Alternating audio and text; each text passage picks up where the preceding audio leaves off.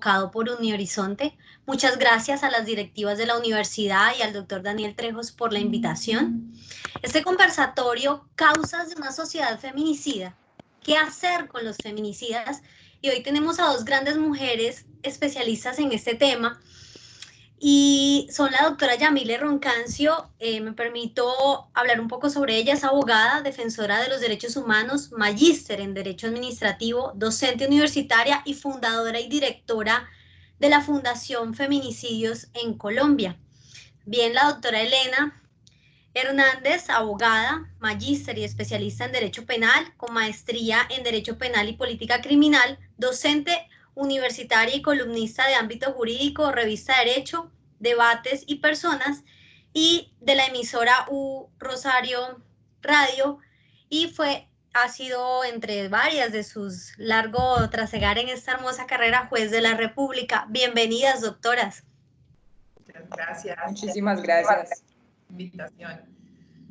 Bueno, sin más preámbulos, vamos a ir entrando en materia sobre este conversatorio, que es un tema de gran, digamos, controversia nacional, y que esperemos que el foco esté aún más en este tema sobre el feminicidio, de esas causas de esa sociedad feminicida y qué se puede hacer con esos feminicidas. Entonces, para ir entrando en materia, le pregunto a la doctora Elena, ¿qué es el feminicidio, doctora?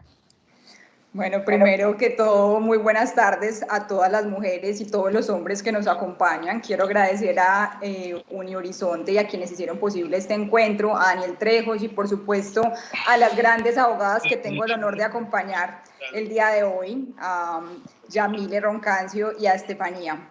Entonces, bueno, creo que hay un micrófono abierto, ¿cierto? Sí, hay un micrófono abierto, por favor. Bueno, me preguntaba la doctora Estefanía que qué es el feminicidio. Bueno, el feminicidio es cuando se mata a una mujer por violencia machista, jerárquica o de prejuicios. Gracias. Es decir, violencia que solo padecemos las mujeres por nuestro sexo, que surge en contextos de discriminación, de relaciones desiguales de poder, de instrumentalización hacia la mujer, por ejemplo, cuando hay una relación de pareja en la que la mujer es subordinada y se mata porque se ha salido del rol que debería ocupar conforme a estereotipos machistas, como el de la pareja abnegada y complaciente. Ahora, quiero poner otro ejemplo que es menos común, pero que también pasa, y es una relación de pareja saludable, por decirlo así, armónica y en condiciones equilibradas de poder, pero en alguna ocasión, por ejemplo, la mujer está hablando con su mejor amigo y en este momento llega el esposo y le dan muchos celos porque su esposa pues tenga tanta confianza con su amigo y la mata. Ahí, pese a no existir antecedentes de violencia y tratarse de una relación buena, digamos, de pareja, en el término que se haya, en el tiempo que se haya dado, el hombre ejerce violencia machista porque mata a la mujer por no ser la mujer que debería ser en la lógica de una sociedad patriarcal. La instrumentaliza, la ve como suya. Eso es el feminicidio, la máxima expresión de la violencia de género. Y claramente no se da solo en contextos de pareja, solo que pues la doctora Yamile nos hablará al respecto, pero muchos de los feminicidas son personas cercanas y parejas de la víctima, pero puede darse en todos los contextos donde se actualice o se ejerza esa relación desigual de poder. Muchas gracias, doctora Elena. Más que claro, definitivamente es atentado contra el género femenino, contra la mujer. Bueno, más allá de todo este tema que más adelante lo iremos mirando, pero doctora Yamile, desde el punto de su trabajo en la Fundación Feminicidios Colombia y toda esa experiencia que usted tiene, ¿cuántos casos de feminicidio se han presentado hasta la fecha en lo que va recorrido este año? Y también que estamos en esta pandemia, que todas las mujeres están con su agresor viviendo ahí constantemente, o las niñas, ¿cuántos feminicidios llevamos a lo largo de todo este año, doctora? Bueno, te saludo especialmente, Estefanía, un placer de conocerte a pesar de las circunstancias normales, y para mí un placer estar con Elena, que es asesora nuestra, que es amiga y que es una aliada fundamental para que avancemos en el mundo del derecho penal de una forma más humana, ¿no? Y me parece que la forma en que ella lo explica da cuenta de lo que nosotras vemos en la realidad en el feminismo. feminicidio, en el este año tenemos registrados en nuestra base de datos de feminicidios 128 casos. Pero quiero, digamos, explicarle algo a la audiencia. Nosotros tenemos varias bases de datos. Una es la base de datos de los feminicidios. Allí registramos los casos que cuando los observamos evidentemente se trata de feminicidios.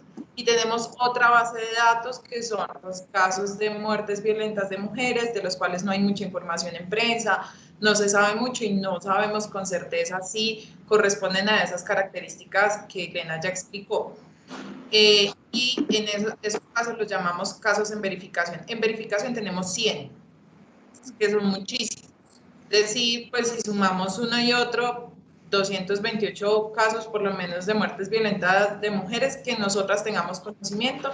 Sin embargo, en pandemia, lo que nos ha mostrado esta pandemia es que ya los agresores se han vuelto bastante creativos, ¿sí? La violencia siempre está superando, digamos, lo que uno piensa, que llegan hasta ahí, pero no avanzan. Y es que utilizan, por ejemplo, estrategias para hacer ver las muertes de las mujeres como suicidios, como accidentes, y están los otros que hacen entierros en casa de las mujeres y se sabe mucho tiempo después. Entonces, digamos, dentro de la pandemia hemos observado ese tipo de cosas.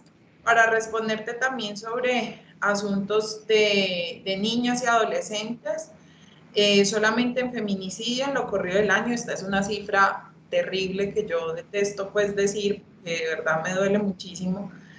9 niñas entre los 0 y los 12 años y 15 adolescentes entre los 13 y los 18. ¿Ya? Eso es una sociedad que se supone que el valor mayor está en la infancia generalmente, ese es el discurso que se ha manejado, todas las vidas son importantes, pero por supuesto matar a una niña, matar a un adolescente por estas razones que explicaba Elena sobre lo que es el feminicidio, pues verdaderamente. En Colombia todavía se matan niñas recién nacidas porque nacieron niñas y no nacieron varones. Todavía tenemos ese tipo de dinámica. Desafortunadamente son cifras aterradoras y que no nos gustaría contar en ningún momento, y ojalá se pudiera exterminar todo esto de una vez por todas, pero hay que decirlas y hay que seguir concientizando a la gente respecto a todo esto que estamos viviendo. Así es. Sí, o sea, no podemos callarnos, se toca decirlas, ¿no? A pesar de que digan, no, otra vez van a hablar de este tema, no, este tema hay que recurrirlo y hay que seguirlo mencionando. Muchas gracias, yo creo que queda más que claro y ojalá nos pudieran más adelante mirar la cifra exacta. Desafortunadamente lo esconden y muchos fiscales no saben tipificar este delito al momento de ir a una audiencia de formulación de imputación. Dicen, no sé tipificarlo, entonces lo voy a llevar como homicidio agravado. Entonces, la cifra en sí no se puede tener exacta. Pero ahora sí, Elena, te pregunto, ¿cómo se forma un feminicida? ¿Cómo llega a ser un feminicida? Bueno, los feminicidas suelen ser los más corrientes y normales de todos, así que se forman en la cotidianidad de una cultura machista, con mensajes misóginos que promueven y normalizan la instrumentalización de mujeres, su mercantilización y pone pues su valor a través de una visión masculina. Un feminicida, ¿sí? ¿Dónde están los aretes? Hay alguien con el micrófono abierto. Sí. Por favor, apaguen sus micrófonos. Desde Teams no se puede identificar y... No, es que sí ven Teams. Bueno. Bueno, como les decía, un feminicida se forma en una sociedad patriarcal en la que pues, la mujer tiene un precio. Entonces los feminicidas un feminicida o un potencial feminicida se forma cumpliendo cánones sociales o de comportamiento que también pueden comenzar siendo mínimos y parecer inocuos, pero no lo son, porque se integran a otros que la sociedad normaliza y que van siendo cada vez más violentos. Un ejemplo claro de esto y que les invito a profundizar y a leer sobre el tema es la forma en la que se consume la pornografía y esta influye en la sexualidad y en la socialización de hombres y mujeres, en la apología a la violencia, la tortura, la violación. Todos son preceptos que se promueven y que no se quedan en un plano imaginario. Sobre este asunto les recomiendo puntualmente a la gran abogada y feminista Catherine McKinnon, que su obra es muy clara y brillante sobre este tema, para que comprendamos que un feminicida se forma mucho antes del momento en que mata a una mujer. Por eso la importancia de enfocar en desmontar las violencias, las causas de las violencias, y de las que ahora pues ya podemos profundizar para no extenderme demasiado en esta pregunta. Sí, ahí las podemos ir más adelante profundizando. Yo le pregunto a Yamile, ¿cuáles son los medios más usados por los feminicidas? ¿Hay algún patrón, algo que los identifique? ¿Y cuáles, bueno, ya miramos las edades de las víctimas, pero en esos ambientes se dan más niñas o mujeres últimamente? Pero en principio, ¿cuáles son los medios más usados por estos hombres? Bueno, el arma corto este año, pero igual eso, desde que nosotras empezamos a hacer el ejercicio observatorio, la tendencia siempre es la misma. La más usada es el arma cortopunzante. Y eso tiene una asociación muy directa con el hecho de que el lugar en donde más feminicidios es en las casas, en ambientes que se tienen privados, en las viviendas en las que viven las víctimas o viviendas a las que llegan los feminicidios. Como por ponerte un ejemplo, hay un caso en el que nosotras estamos haciendo representación de víctimas en la que a pesar de que ella ya no convivía con el agresor, porque aprovecho pues como para decir, dejen de estarle diciendo a las mujeres que es que las matan porque no los dejan, porque eso no es verdad, porque muchos de los feminicidas son exparejas que se rehúsan a aceptar y respetar la decisión de las mujeres de terminar las relaciones, pues llegan hasta estas casas en las que generalmente pues se les abre la puerta por una razón fundamental, es que son los padres de los hijos y las hijas de las mujeres víctimas, y pues utilizan armas cortopunzantes que son lo que pues que tienen como más fácil de conseguir, ¿no? Los mismos cuchillos que usamos en casa y que observamos. Este año se han usado en 57 ocasiones armas cortopunzantes. Le siguen las armas de fuego, le sigue la asfixia mecánica. Por ejemplo, la asfixia o las lesiones en cuello son lesiones que se consideran patrón en el feminicidio, pues el ataque a cuello es muy común. El ahorcamiento también. Los objetos contundentes, y ahora pues tenemos el envenenamiento, porque como les digo, tristemente pues cada vez también por la mediatización de casos y muchas cosas que podríamos hablar aquí también, se acude a otras estrategias. Ahora, en materia de quiénes son la mayoría en el número de las víctimas que reciben esta violencia feminicida, pues siempre están en el rango de la edad más productiva en una mujer, que es entre los 19 y los 45 años. Entonces, de 19 a 25 hemos tenido 23 este año. De 26 a 35, 41. Y de 36 a 45, 15. Ya después de los 45 disminuye, y en la tercera edad pues disminuye notoriamente pues digamos el número de víctimas. Y eso pues digamos también tiene mucha relación con cómo se desarrollan los feminicidios, y es que pues las mujeres que son víctimas del feminicidio, bien sea las que sobrevivan o quienes son asesinadas en los ataques feminicidas, tienen características comunes. ¿Cuáles? Son madres generalmente. Dos, son mujeres que el Estado y la sociedad les han negado la oportunidad de acceder y efectivizar derechos, la garantía de la educación, y también mujeres que por cuenta también, pienso yo, de que la defensa de los derechos humanos de las mujeres cada vez se hace más visible, toman decisiones, es decir, toman decisiones muy claras de decir, no, esto no lo acepto, no me voy a permitir que me invadan, no voy a permitir que me dominen y que me sometan. Y la respuesta del feminicida, por supuesto, es matarla porque se sale del esquema, ¿no? De lo que explicaba Elena, se sale del esquema de lo que se supone debe ser una buena mujer. Por eso es tan malo que hablen de las buenas y las malas mujeres, ¿no? Eso es perverso porque profundiza en esta diferenciación y en ver quién sí merece, poder decirlo así, quién sí merece. Y lo vemos mucho también en contextos de explotación sexual, que poco se habla de ello cuando se aborda el feminicidio, es justamente en los contextos de explotación sexual, en la prostitución específicamente, a las prostitutas, a las mujeres que están siendo explotadas allí, se les mata porque se les considera ya lo último. O sea, las mujeres de la última categoría, que no merecen nada, que están dispuestas en este mundo simplemente para satisfacer, comillas, el deseo, que ni siquiera, como lo han explicado recientemente, ni siquiera es que compren sexo, sino que compran cuerpos y compran es dominar, o sea, seguir dominando mujeres, pues también se ve allí esa relación desigual de poder, pero ese desprecio absoluto por la vida y también esa doble moral. Entonces, consumimos pornografía todo el tiempo, la sociedad, estamos objetivizando a las mujeres, mirándolas como solamente cosas, pero después, entonces, claro, van y pagan por sexo y les parece que eso es, esa vida no vale y pues asesinan a estas mujeres, además con unos niveles de violencia altísimos, instrumentalización, las mujeres explotadas en la prostitución, víctimas del feminicidio, son arrojadas desnudas, envueltas en bolsas de basura.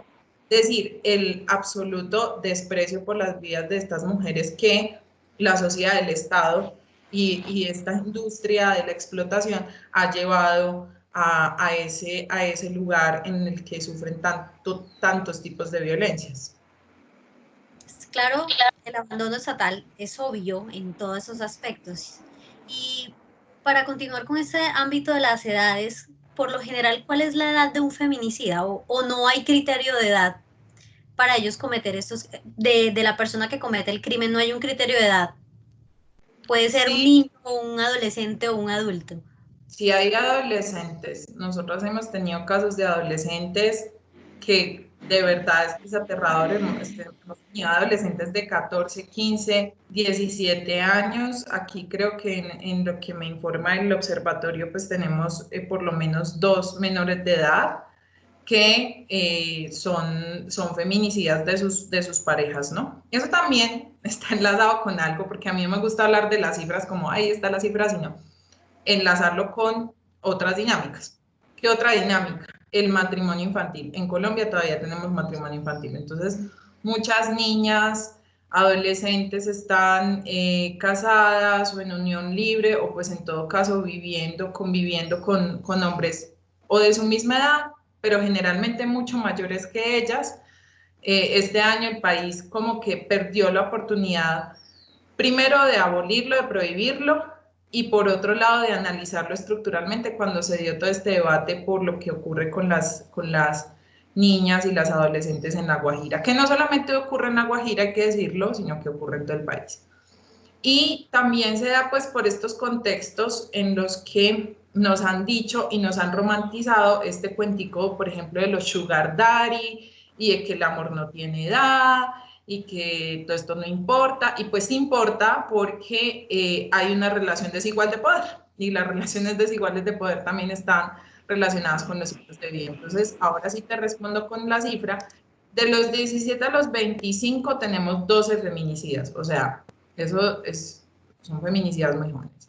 De los 26 a los 35, 25, de los 36 a los 45, 12, de los 46 a los 60, 16, y de más de 60 tenemos 3. Pero hay que decir algo, y es que los medios de comunicación siempre están revelando datos sobre las víctimas, dónde vivían, qué comían, qué hacían. Ayer yo en clase les decía que lo único que les faltaba era revelar el RH, pero sobre los feminicidas sí se dice muy poco. Entonces, en 60 casos los medios de comunicación no registraron la edad. Entonces, no hay como criterios de edad, no, porque como dijo Elena, pues los hombres feminicidas son de lo más normal, son los hijos sanos de patriarcado, entonces en cualquier momento eso puede ocurrir.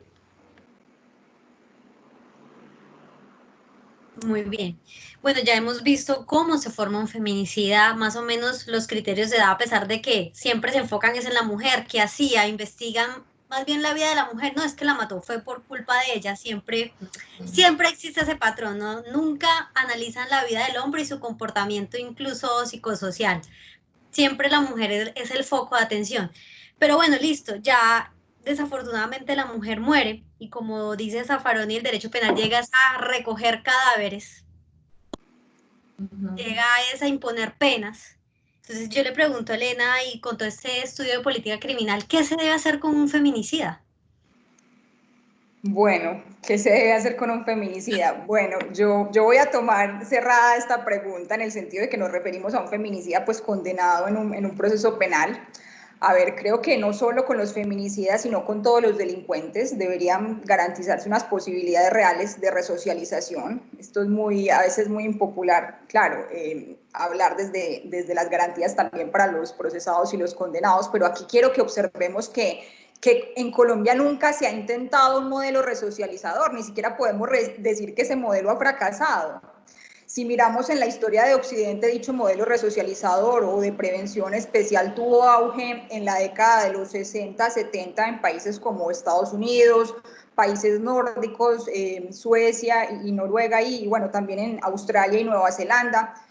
En Colombia no, nunca hemos intentado un modelo así. Finalmente, pues si bien este modelo, aunque tuvo muchos resultados positivos, pues se abandonó por parte de muchos países.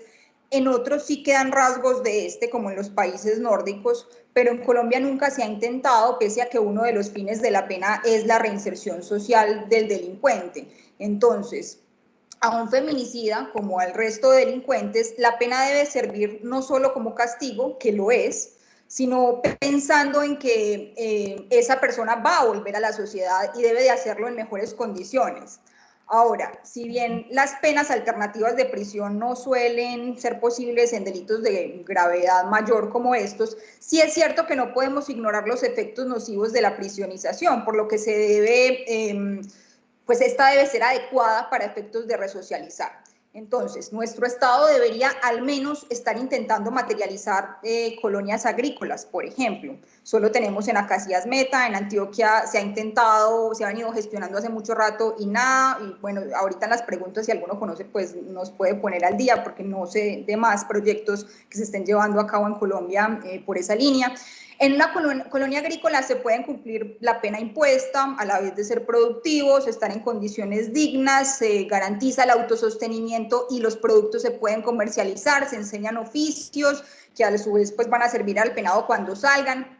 Esta es una propuesta que creo es realista, porque yo acá no voy a decir que vamos a abolir la prisión. Esto sí me parece que al menos en las condiciones, digamos, colombianas, no lo veo como una opción ni cercana, ni posible, ni realista, pero sí la forma en que pues el cumplimiento de la pena debe garantizarse con unos pues, criterios de dignidad humana, y también pensando en que esa persona va a ir a la sociedad nuevamente, y tenemos que garantizar que sea una mejor persona para convivir en la sociedad. Nada nos sirve sacar peores personas de las que, digamos, de las que estamos condenando, ¿sí? Estamos haciendo un reproche que finalmente esto en qué se va a traducir a los años en los que va a salir el penado. Entonces creo que esta es una posibilidad viable y básicamente es una cuestión de voluntad política. Incluso nuestra normativa pues consagra la posibilidad de las colonias agrícolas.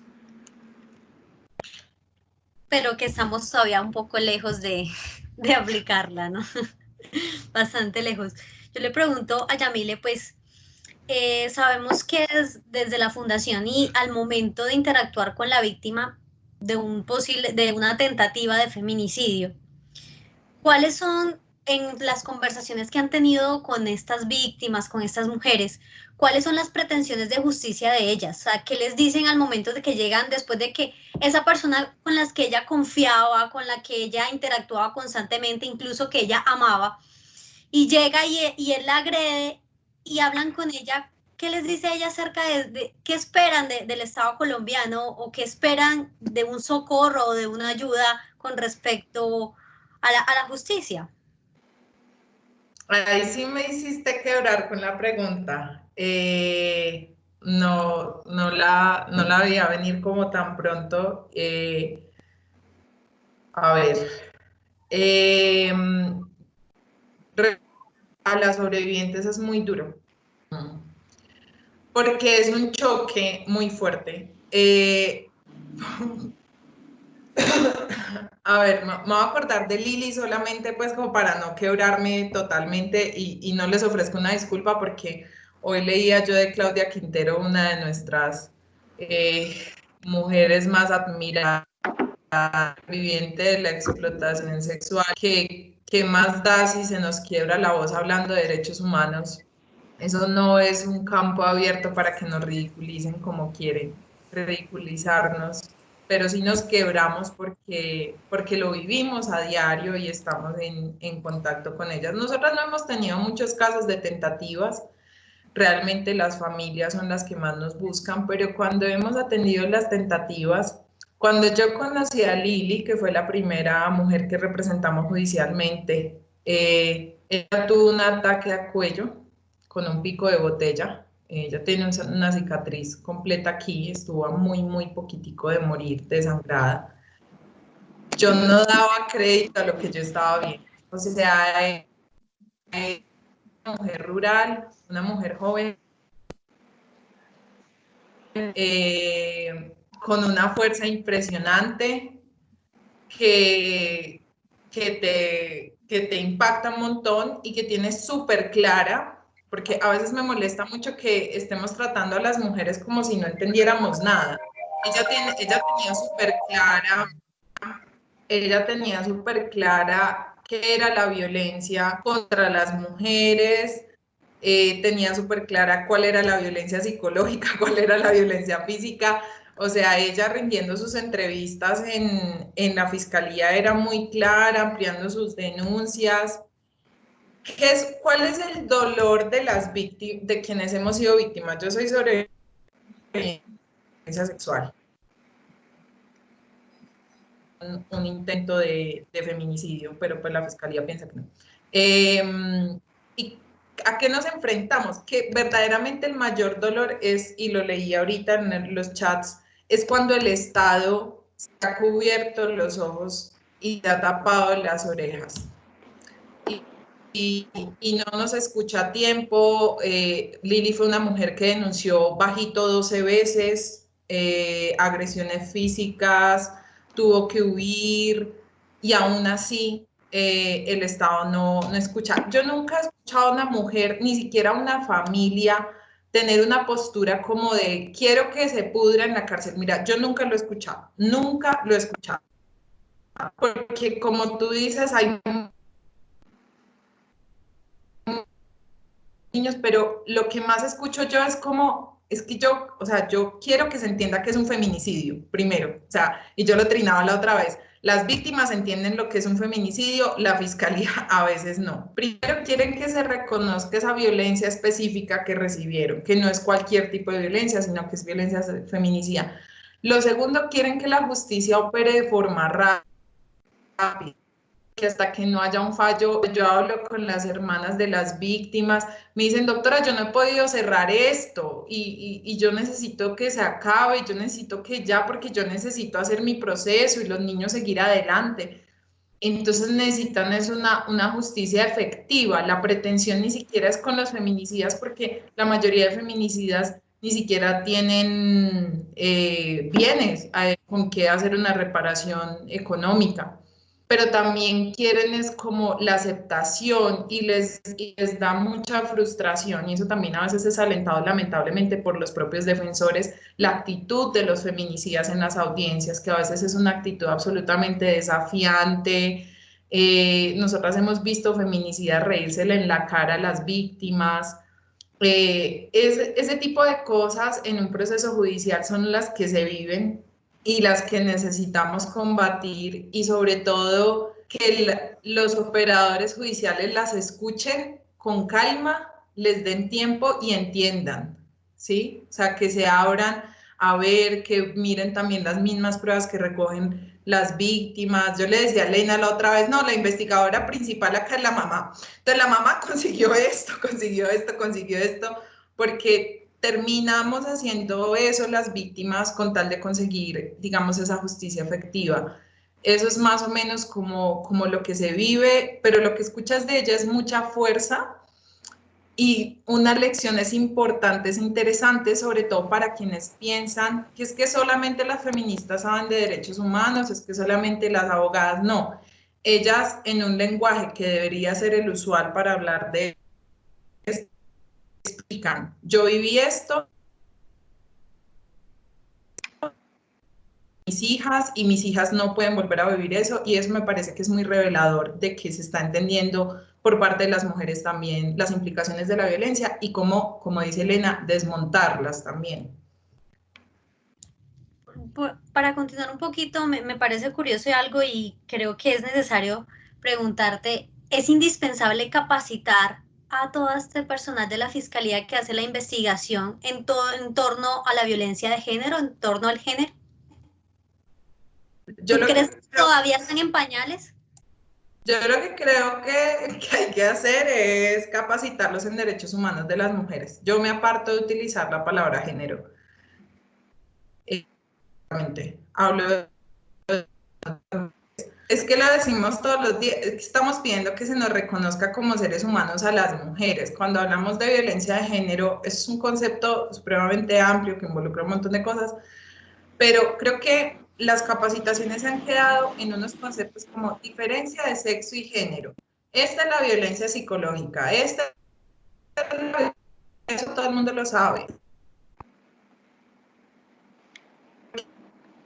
Las violencias que reciben las mujeres que viven en Medellín o en Antioquia, como por ejemplo Elena, son diferentes a las que yo viví cuando yo vivía en Tunja, que es mi ciudad natal. O sea, es un análisis estructural, es un análisis cultural, lo que se requiere es el diálogo efectivo entre las víctimas y digamos, y la administración de justicia. En materia ya penal de fondo, sí, mira, me callo y que Elena diga qué es lo que hay que profundizar ahí, pero yo, digamos, desde lo que yo hago y también un poco desde el derecho administrativo, que no lo puedo desligar de lo que hago, pensaría que es allí entender los derechos humanos de las mujeres y las niñas y entender que tenemos unos tipos específicos de derechos humanos y unos de desmontar violencias, de eliminar,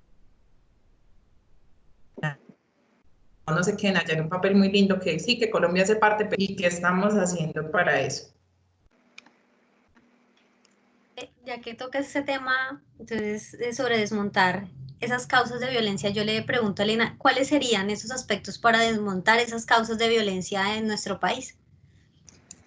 ¿Cómo se pueden desmontar esas causas? Yendo a las raíces de esos procesos de producción de las violencias. Ahora, como lo mencionaba y como la doctora Yamile también lo ha dicho, todo lo que confluye en nuestras creencias, en el imaginario colectivo que le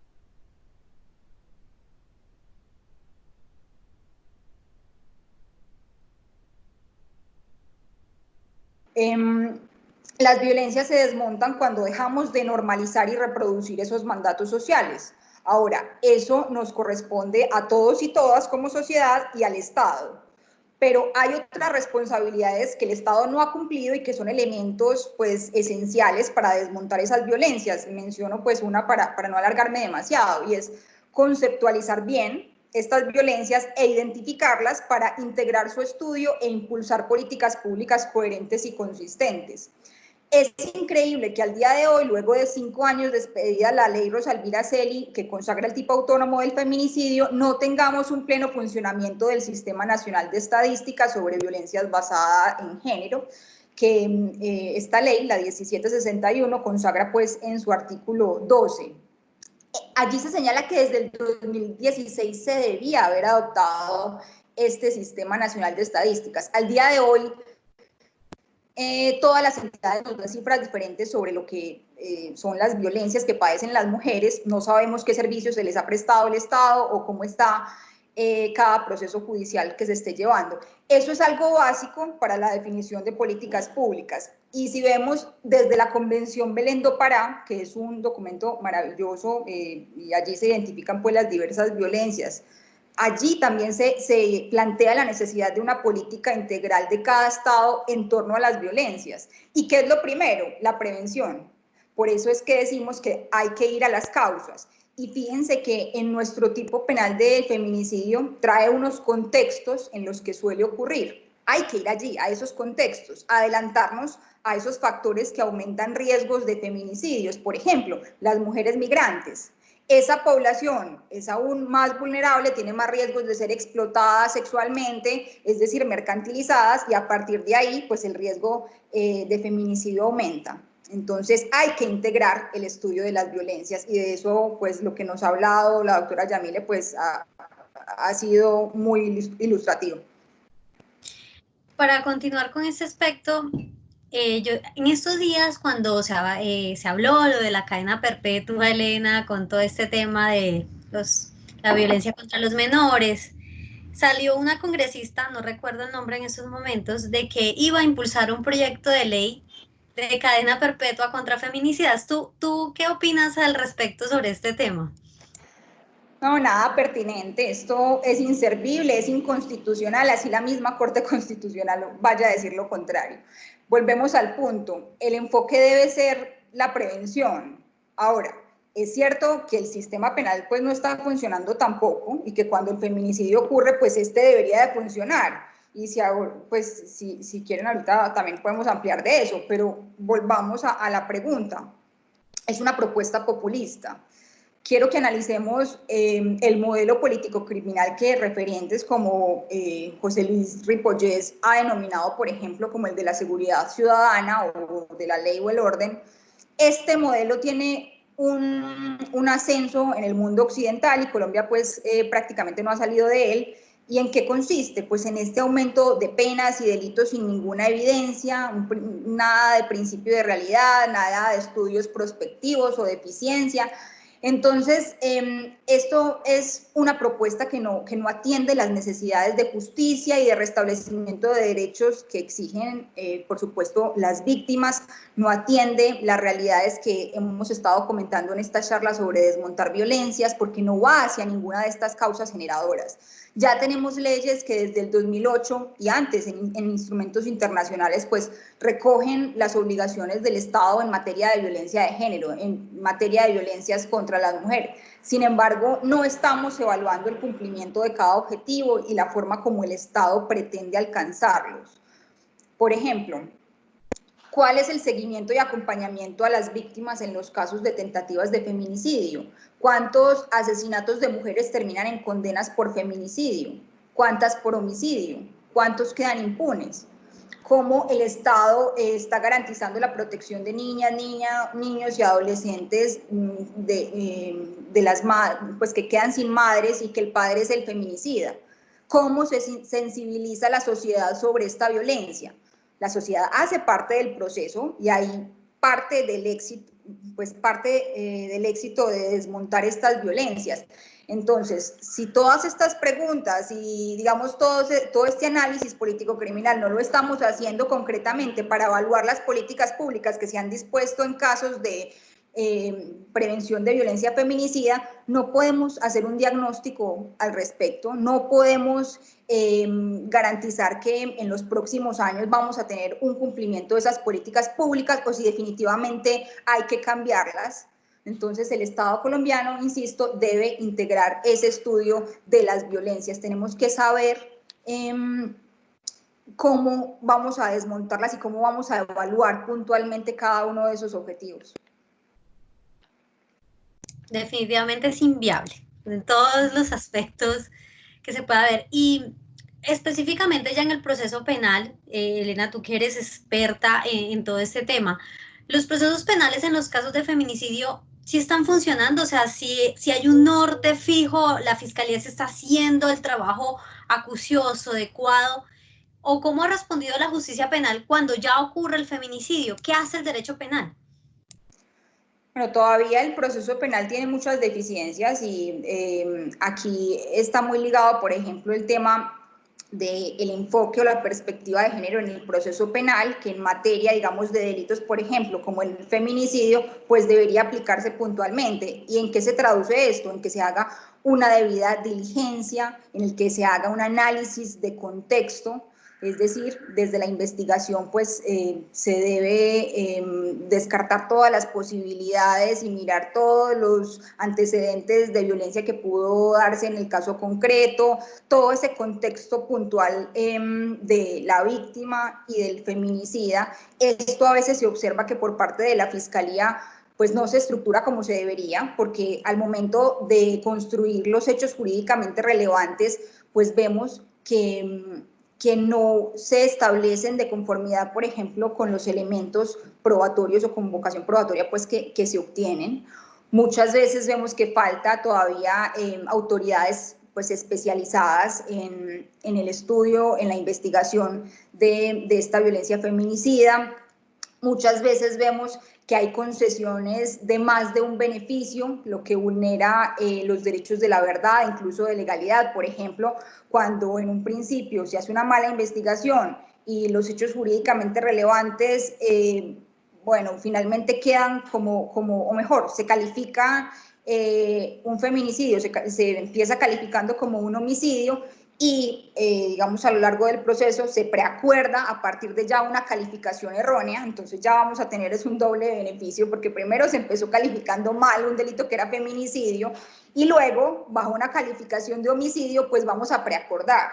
O sea, hay una vulneración ahí, tanto incluso al principio de legalidad como también de la verdad de las víctimas. Recordemos, por ejemplo, que cuando se trata de feminicidio, los preacuerdos tienen unas condiciones, no se puede preacordar sobre los hechos, sobre el cambio de los hechos, y bueno, la rebaja también, la disminución es menor. Entonces es muy importante que desde un principio la investigación y este análisis de contexto pues se haga de la manera, pues, digamos, de la mejor manera. Esto hace parte de este deber de debida diligencia que tienen los estados. Incluso en instrumentos internacionales pues ya se ha establecido que faltar a la debida diligencia por parte de los estados pues podría incurrir en una condena pues internacional por esto, porque sería también casi una violencia de género, esta falta de aplicación de debida diligencia en estos procesos penales. Entonces creo que falta capacitación, que falta todavía por parte de la justicia penal muchísimo para entender de qué se trata el enfoque de género. Creo que falta todavía entender que la víctima, digamos, es un interviniente especial que tiene unas garantías importantes en el proceso penal, que vía Corte Constitucional, por ejemplo, digamos, ha sido muy claro ha sido muy clara en todas las garantías que se le deben respetar a lo largo del proceso penal, y que su actuación debe ser escuchada, no es una actuación pues accesoria que solamente va a estar ahí como por cumplir unas fases procesales, no. Entonces creo que falta mucho más trabajo por parte de la Fiscalía y por parte de todos los funcionarios y funcionarias de justicia para entender que este tipo de violencias, una vez se comete, pues el Estado debe de actuar. Muchas veces yo veo que se entra como en una disputa o en un falso dilema ocurre el feminicidio, y lo que yo escucho por parte de muchos penalistas, por ejemplo, es no, pero bueno, el derecho.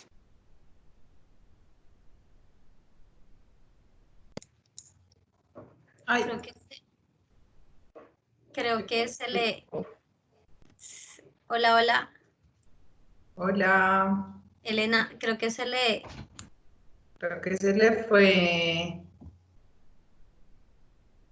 Deja ver. Hola, Elena.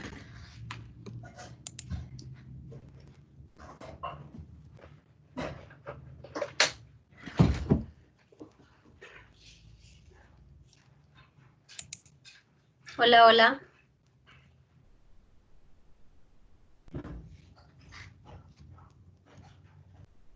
¿Le va a escribir? Sí. Tranquila. Esperemos un momentico, creo que se le cayó la señal a Elena.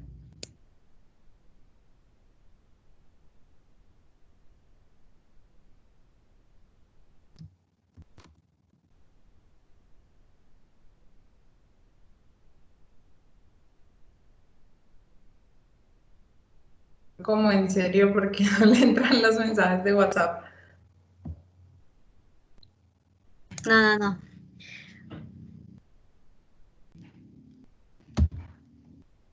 Bueno, no sé si te puedo hacer una pregunta mientras Elena Sí, por vuelve supuesto. del público, del auditorio. Sí. Me dicen, las medidas de protección es una constante escuchar que mujeres fallecen por feminicidios. ¿Ellas tenían medidas de protección? En algunos casos sí hemos registrado feminicidios en los que las mujeres previamente ya habían denunciado y habían obtenido medidas de protección.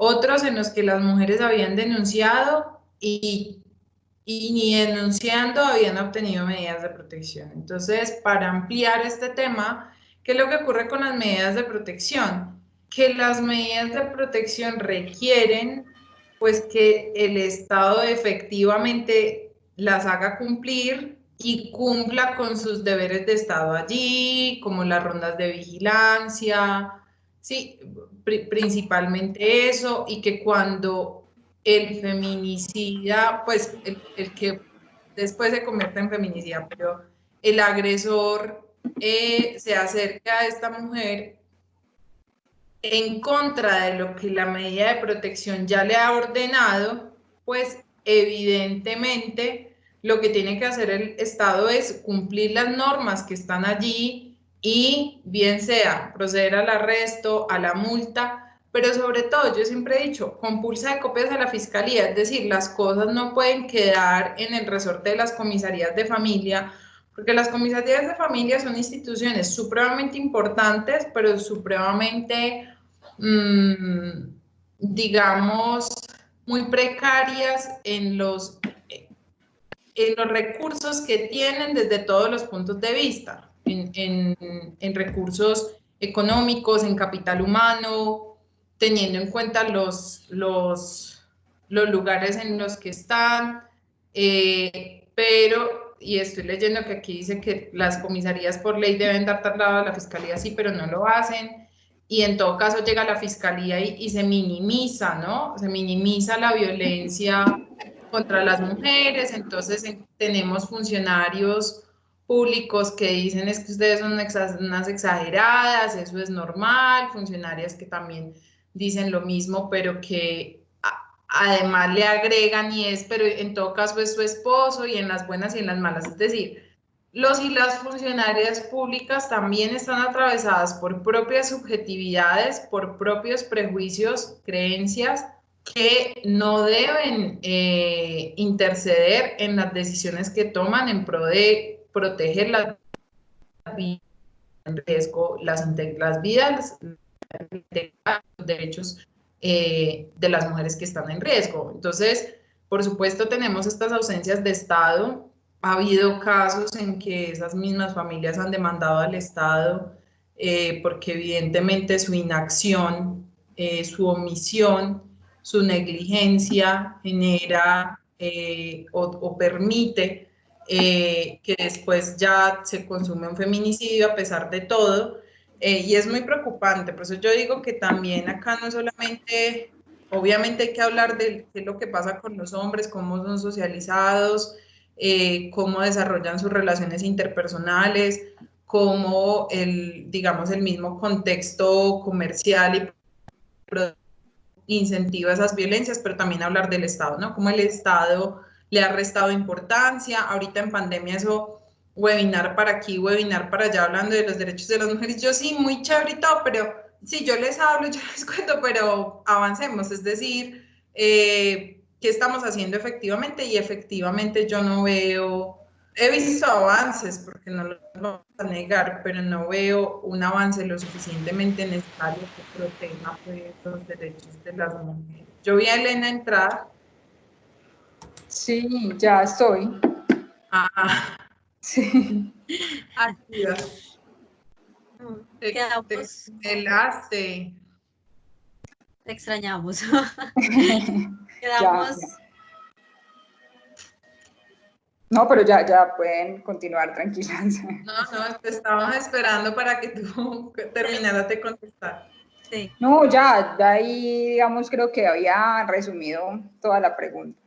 Ah, muy bien. Pues me hacen otra pregunta específicamente, Yamile, y es, bueno, la mujer sobrevive a esta agresión, lo que hablábamos ahorita de tentativa de homicidio, perdón, de feminicidio, y si vuelve a tener contacto con su agresor, si en algún momento ella, en el balance estadístico o lo que tú has podido interactuar con ellas, en algún momento vuelven a tener contacto con su agresor debido a que tienen hijos, habían compartido una vivienda. Claro. A los feminicidas de las cárceles a las víctimas. O sea, es una constante, eso es una constante. Llaman tanto a las sobrevivientes como a las familias de las víctimas. Las llamadas intimidatorias de yo voy a salir libre, mi abogado es lo máximo, digamos, todos estos contenidos para presionar a las víctimas. Y las víctimas, los hijos tienen contacto, pero no iniciado el contacto por las víctimas, sino por los victimarios, que a pesar de todo, pues siguen, digamos, buscando la forma de desarrollar todo tipo de violencias otra vez. Y además en feminicidio hay, es decir, estos mismos hombres no solamente se comunican con las víctimas, sino que, y algo que me parecía muy importante retomar de lo que había explicado Elena, es que, ¿por qué es tan importante que la política criminal y la penitenciaria entiendan, digamos, este fenómeno de forma global? Y es que si hay reincidencia y los feminicidas forman relaciones amorosas y de pareja desde las cárceles. Yo nunca he entendido cómo lo hacen, siempre he tenido esa pregunta que nadie me ha sabido contestar, pero lo hacen.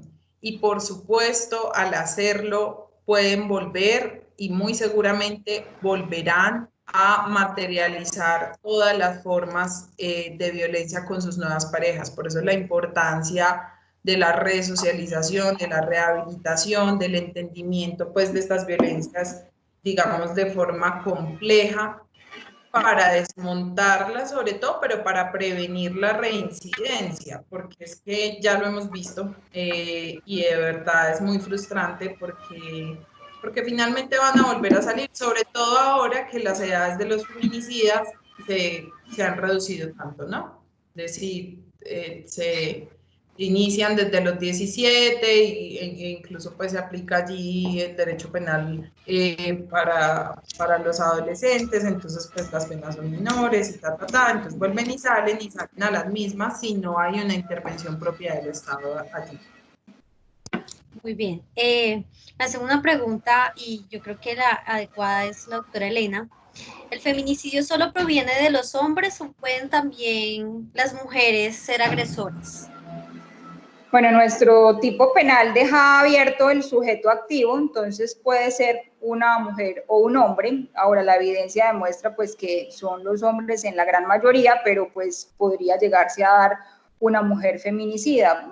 Por ejemplo, bueno, digamos, es más complicado, ¿cierto? Acá pensar el feminicidio siendo la misma mujer, digamos, la agresora, pero podría darse, digamos, que una madre mate a su hija porque se da cuenta que pues perdió la virginidad, entonces pues ahí se vuelve como a materializar esa violencia feminicida. O sea, la mujer no está cumpliendo ese rol ante una sociedad patriarcal, y por eso es que esa violencia se ejerce. En este caso de la madre a su propia hija, se podría ser un ejemplo de un feminicidio en el que la mujer sea una feminicida, pero bueno, ya vemos pues que la realidad nos muestra que el fenómeno está más enfocado hacia los hombres como feminicidas. Sí, eso es total, aunque el tipo penal es el Sí, sujeto da la posibilidad. determinado. Hacen una pregunta, no sé cuál de las dos les gustaría responder. Dice, ¿cómo manejar aquellos casos donde las víctimas de tentativa de feminicidio no se reconocen como víctimas y durante el desarrollo del juicio, a pesar del acompañamiento de las autoridades del que son resistentes, se resisten al rendir su testimonio y en el testimonio se retractan. ¿Quién? Tú. Bueno, no, aquí, por ejemplo, a la víctima no se le puede poner la carga de que sea la responsable de que se pierda o no un caso. Y aquí, por ejemplo, esta es una aplicación de ese enfoque de género que les comentaba ahora.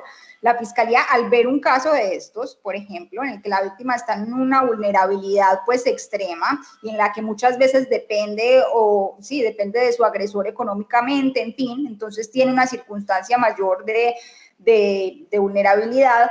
Aquí la Fiscalía lo que se tiene que encargar es que el caso lo construya y lo pueda ganar al margen de que la víctima declare o no en su caso, o ver qué alternativas procesales le permiten aminorar esa victimización que se sufre a lo largo del proceso. Por ejemplo, una prueba testimonial anticipada que nos garantiza que finalmente pues la víctima no va a tener que estar dando más declaraciones a lo largo del proceso, o que pueda, digamos, en algún momento, bueno, tendrían que cumplirse pues como los criterios que señala la ley, pero cuando vemos que hay un caso de riesgo en el que precisamente pues esa información o esa declaración no vaya a ser posible tomarla al momento del juicio, la Fiscalía tiene que evaluar los elementos con los que puede construir el caso, aún la víctima no quiera declarar o se retracte. Esa carga no la debe tener la víctima. Es que precisamente por su condición es posible que, claro, que se retracte o que no quiera o no pueda declarar, o que omita mucha información, o que incluso mucha no quiera darla. Es apenas entendible. Entonces, por eso el análisis de contexto nos va a demostrar cuál es ese acervo probatorio que se requiere para construir y ganar el caso, así la víctima quiera o no declarar. Bueno, antes de llegar a nuestras conclusiones finales, hay una pregunta que hace una mujer. Dice, ¿por qué razón las mujeres no huimos cuando vemos que alguien nos maltrata en lo mínimo? Porque tenemos una estructura, a ver, la estructura en la que vivimos las mujeres está lejos de ser equitativa e igualitaria, bastante lejos, la verdad. A mí me encanta cuando veo las proyecciones de la ONU para la equidad de género, 304 años, y yo, gracias a Dios. Es bastante complejo porque sobre todo las mujeres en Colombia sufrimos muchísima precarización laboral. Las estructuras rígidas del género hacen que las mujeres seamos vistas como vasijas para maternar, para parir hijos y para cuidar hijos o cuidar maridos o cuidar a nuestros familiares, para ser abnegadas y para ser bellas, ¿no? Para ser objetos de deseo, objetos de consumo.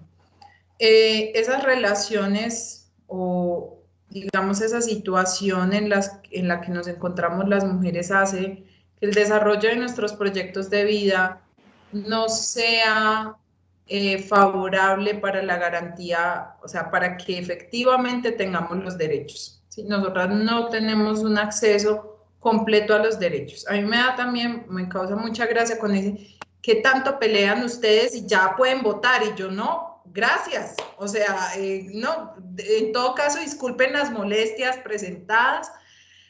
No, es que no solamente es el derecho al voto, acá es el derecho principalmente a ser autónomas y a poder tener proyectos de vida que podamos cumplir en el marco de estados que nos garanticen que podemos acceder a la educación, a oportunidades de trabajo reales, no de explotación, por ejemplo, en los que podamos desarrollar nuestras habilidades, lo que queramos hacer. Y en lo que queramos hacer, ahí quiero hacer énfasis, lo que queramos hacer no es aquí alentar la explotación. Lo que queramos hacer no es lo que nos impongan ser, es lo que queramos ser con la construcción libre de estereotipos, de prejuicios, de opresión.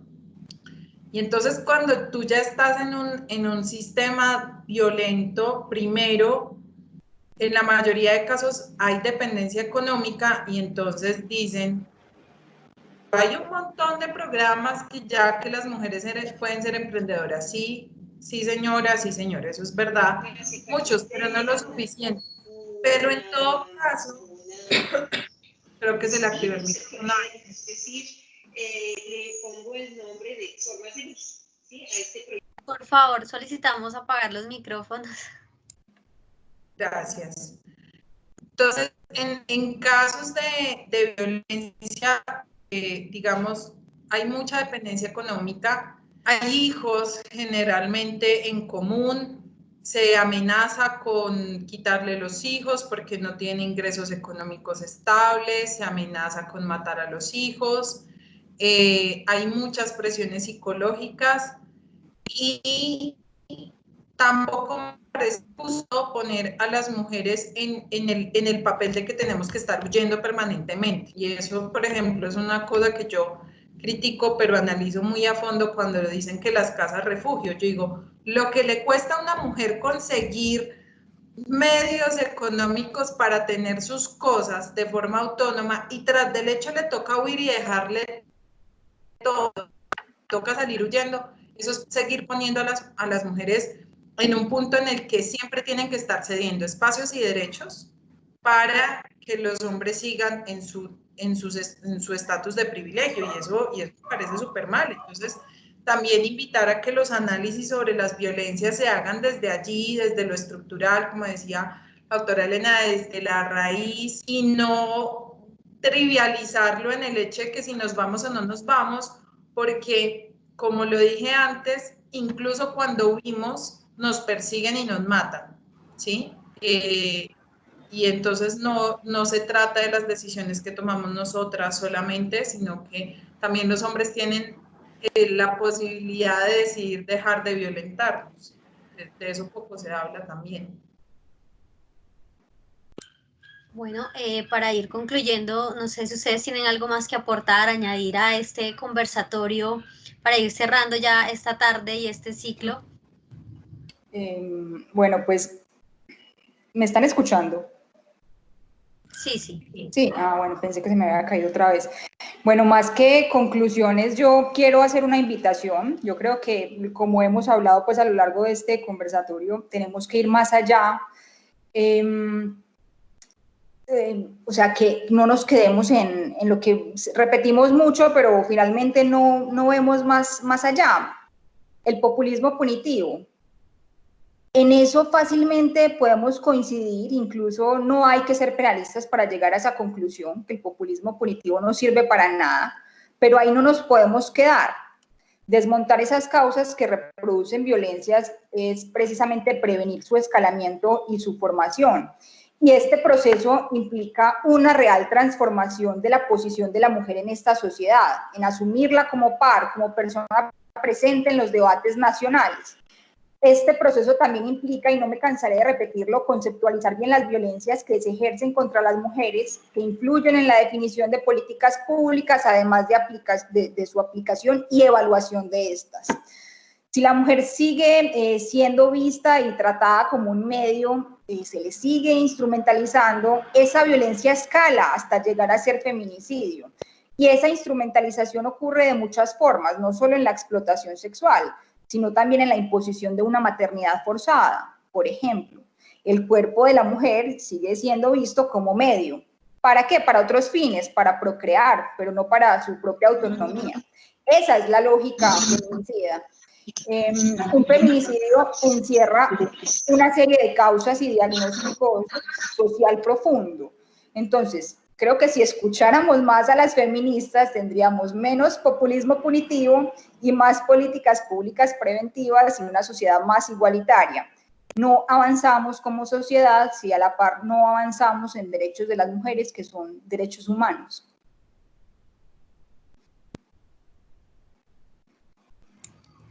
Bien, Yamile, ¿tienes algo por añadir?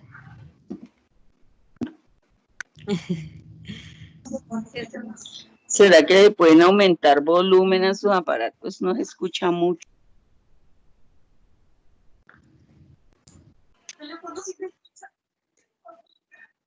No se escucha mucho. ¿No se ¿Será escucha? que pueden hablar? Yamile, ¿me escuchas ahí? Sí, se escucha bien.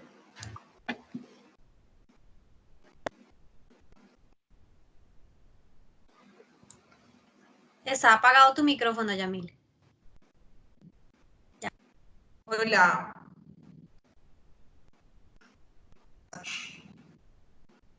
¿Tienes algo para concluir? Sí. Yo simplemente cuando tengo estos espacios para hablar de feminicidio les he dicho que cuando nos grafican el feminicidio siempre nos lo ponen allá en la punta del iceberg y nos está pasando como sociedad lo que le pasó a la gente que iba en el Titanic. Por estar mirando el iceberg no estamos mirando la punta del iceberg, no estamos mirando lo que hay debajo. Y a pesar de que nos lo grafican, seguimos sin mirar lo que hay debajo. Entonces, ahora estoy en la campaña de decirle, démosle la vuelta al iceberg. Los feminicidios son muy importantes, pero es que es imposible luchar contra el feminicidio si no hay desmonte de violencias. Creo que eso es lo que más me ha aportado este año tan raro, es también la complicidad de mis amigas y compañeras con quienes compartimos a diario. Y es que hay que desmontar las violencias porque si no es imposible. Y aquí varias cosas. Entonces, primero, es importante que la sociedad entienda, aunque parezca un poco ridículo, que las mujeres somos seres humanos. Es decir, eso lo tenemos que decir permanentemente y es increíble que lo tengamos que decir, pero lo tenemos que decir. Segundo, que los tipos de violencia son variados, pero como dice la doctora Elena, hay que conceptualizarlos bien. Y que detrás de los feminicidios está la violencia sexual, está la forma en que somos vistas las mujeres. Y que este país y el mundo, pero este país tiene que entrar a analizar un asunto de fondo y que ha privilegiado el estereotipo sobre la mujer colombiana, y es eso de que Colombia es un destino, comillas, del turismo sexual. Cuando decimos eso, cuando metemos a un país en semejante estereotipo, lo que estamos diciendo es que venga alguien o incluso este alguien, se entiende que las mujeres que habitamos este territorio estamos dispuestas y vinimos a este mundo para que nos exploten, para que nos abusen, porque somos simplemente cosas, pero cosas bellas, eso sí, ¿no? Porque todo será menos que nos incluyan el estereotipo de que unas de las mujeres más bellas. Hay que dejar de repetir eso. Las mujeres colombianas somos mucho más que eso. Y cuando entendamos que las mujeres colombianas somos seres humanos, que no vinimos a este mundo ni a parir ni a ser explotadas sexualmente, y sobre todo cuando las profesionales en derecho, también muchas de ellas, porque hoy estoy muy molesta, aprovecho y digo, las profesionales en derecho también desmontemos eso de las propias facultades y seamos capaces de increpar y de decir, no es verdad, las mujeres no estamos para esto y tenemos derechos humanos. Y desde el periodismo también se desmonte y no estemos ridiculizando aquí a las personas que abrimos debates y educamos, pues yo creo que la sociedad va a avanzar. Y por último, pues digamos que la frase que ya la voy a coger para siempre decirla, y es: un mundo en donde no haya la abolición de la prostitución y de todas las formas de explotación sexual, no es un mundo que vaya a estar libre de feminicidios. Es así de sencillo. Que Yamile, que usted no tiene la última palabra, pues yo no la tengo, pero se las digo. No, doctoras, yo les agradezco por este tiempo, por responder cada una de las preguntas e inquietudes que tenía la audiencia y mi persona. Siempre que hablo con Elena y bueno, ahora con Yamile, me enriquezco un poco más. Esto enriquece, pero como dijo Yamile, no se debe quedar en webinars ni se debe quedar en discursos y en conversatorios. Esto debe trascender a la realidad y que de verdad se visibilice todo esto. Y desde ya le digo a Yamile que quiero ser miembro también de la Fundación Feminicidios Colombia. Es una labor, más allá, como decía ya, bonita, es una labor que debemos hacer porque es humanitaria. Claro Yo que les sí. agradezco y a la universidad, a Unihorizonte, a Daniel Trejos, me dicen que mañana también ellos siguen el ciclo de conversatorios sobre fundamentos de la responsabilidad médica en Colombia, con panelistas como Diana Espinosa, Juan Daniel Aguilera y Camilo Iván Pisa, todos cordialmente invitados, y muchas gracias a todos y a todas por la atención prestada el día de hoy. No sé si Dani tiene algo para decir o añadir. No, pues realmente quería quedarme tras bambalinas, pero pues no quería que nuestras invitadas se fueran sin darle todo nuestro agradecimiento. Creo que esto es un espacio que solamente, como dice la doctora Yamile, tiene que ser parte de ese enorme iceberg que no solamente tiene que estar en unos escenarios particulares, sino que creo que tiene que ser parte de la discusión social, ni siquiera meramente jurídica. Y hay algo que me llamó mucho la atención en esta labor de conserjería virtual, y es que muchas de nuestras invitadas en su gran mayoría eran mujeres, y yo creo que los hombres tenemos que empezar a tener mucho más, no solamente, creo que esto no es solamente un tema de solidaridad ni de conocer el tema, esto es simplemente un tema, como tantas veces se repitió, de derechos humanos, y bajo ese entendido no pueden ser escenarios que parecieran ser reservados para hablar de derechos de mujeres. Estamos hablando de derechos humanos en su más ínfima pureza. Entonces, en ese orden de ideas, creo que a los hombres que nos acompañaron, pues creo que tenemos que seguir haciendo parte de estos espacios. No puede seguir siendo espacios que parecieran reservados para las mujeres, porque de eso no se trata. Creo que desde la construcción y desde el entendimiento de un fenómeno que quizás por mucho tiempo se ha naturalizado y que solamente ahora empieza a ser visible, queremos relegarlo a ciertos espacios, y creo que sin ser experto, sin ser conocedor, y pues obviamente como un escucha más en la tarde de hoy, debe ser uno de los aspectos estructurales desde nuestras sociedades y desde nuestras facultades de derecho, de sociología, de psicología, en fin. Y pues obviamente para la fundación, desde la universidad ponemos a disposición también nuestro consultorio jurídico, en lo que podamos colaborar, pues sin duda lo vamos a hacer con el mayor gusto y el mayor de los entusiasmos, porque creo que es una causa que merece los esfuerzos de todos y todas como partícipes de este replanteamiento social. Mil gracias, creo que la doctora Elena una vez... Sí, se le cayó, me pidió que se despidiera. Pero totalmente agradecido. Como lo digo, creo que será el primero de varios escenarios, porque hay mucha tela de dónde cortar, y la discusión hoy, como las grandes discusiones, simplemente quedó abierta.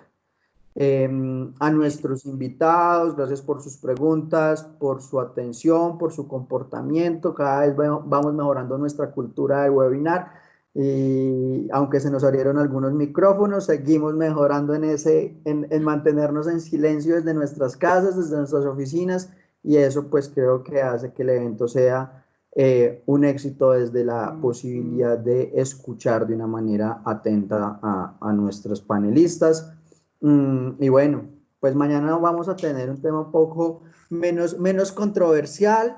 Desde ya los invito, fundamentos de la responsabilidad médica, un evento que vamos a realizar con el Colegio de Abogados en Derecho Médico. Obviamente, desde ya todos, todas supremamente invitados, pues vamos a poder contar con su participación, y pues que empezamos a conocer también estos temas un poco de poca discusión a veces.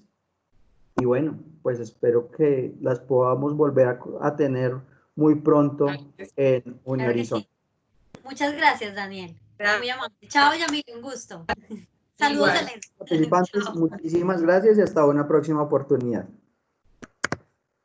Muchas gracias.